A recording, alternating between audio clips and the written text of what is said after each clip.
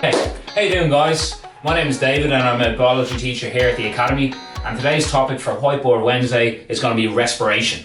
Now respiration has come up every single year apart from 2010, and it's been worth between 5 and 15% of the paper.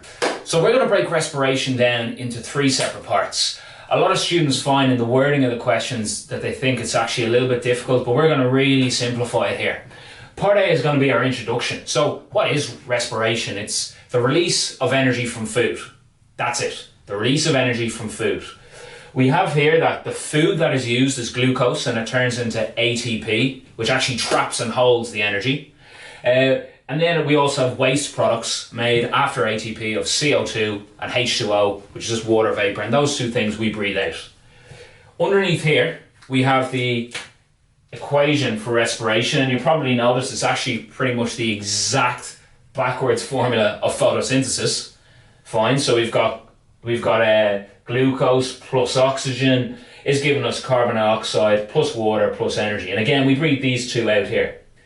The questions that I would focus on if I was a student trying to maximize my time, really be really efficient here, are these 3. We've got question 12 A and B from 2009 and a question from 2011. They really form the 2 different ways the examiner can ask it. But recently the examiner has been asking more true or false questions where we have to know it in a bit more detail, and there was one of those in 2017. Okay, for part B we're going to talk about the different stages of respiration. Now I know that you are aware there are 2 types, but for both types they're both going to start with glycolysis. And this is an anaerobic process. An here always means without, so in this case we're going to say without oxygen. It can take place with or without it. Where does it occur? It occurs in the cytosol of the cell, which is just the cytoplasm, the jelly-like stuff, minus the cell organelles, because there's enzymes in there, which is another huge chapter for us. Only a small amount of ATP is produced here. Now some of the books go into a bit more detail. All we need to know is that glucose, which is a 6-carbon molecule, turns into pyruvic acid, also known as pyruvate, which is a 3-carbon molecule. Fine, so that's stage 1. After that it depends if there's oxygen present or if there isn't. If there is oxygen present, we have aerobic respiration. Cool. And the stage for this is called, part 2 is called the Krebs cycle. And this pyruvate with the oxygen then turns into a 2-carbon compound called acetyl-CoA. And that was been asked a couple of years ago, the 6-3-2 idea, so it's nice to know. In the Krebs cycle, there's a large amount of ATP produced, or as we know, a large amount of energy. It then again produces CO2 and H2O, which we just breathe out as waste products. And it produces this other energy carrier called NADH. Don't mix that up with NADPH, P for photosynthesis. Fine.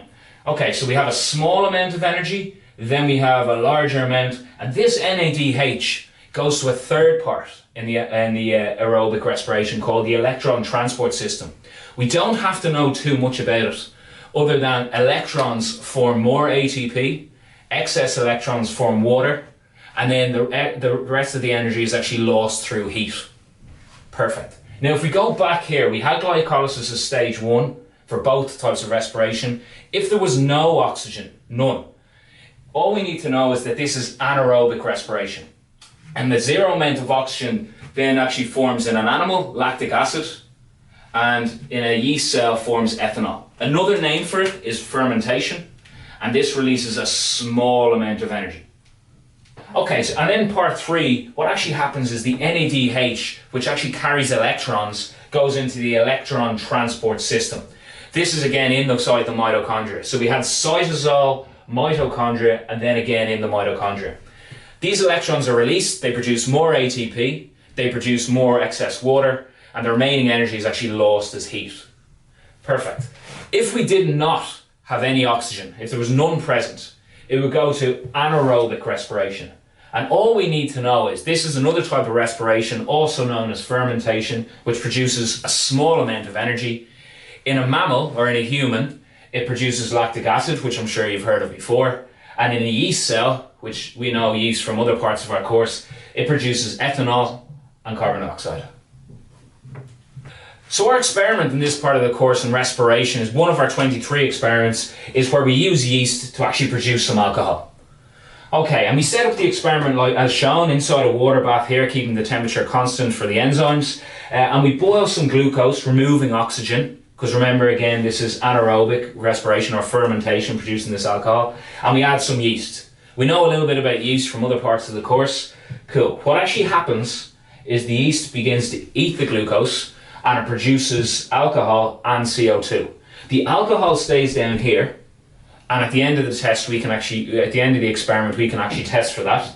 And then what happens is the CO2 bubbles up.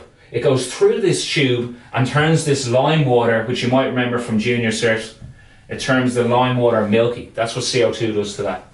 At the very end, how do we know that the experiment is over? Well, the bubbles actually stop being produced because either the yeast has died from alcohol poisoning or it has ran out of glucose. And that's an examiner's favourite question to ask. So 1 out of 23, really straightforward. Okay, just to recap, respiration every single year apart from 2010, worth between 5 and 15%. We have broken this complex topic down into an introduction, the actual process of respiration and the experiment. Make sure to have a look next week where we cover a different topic.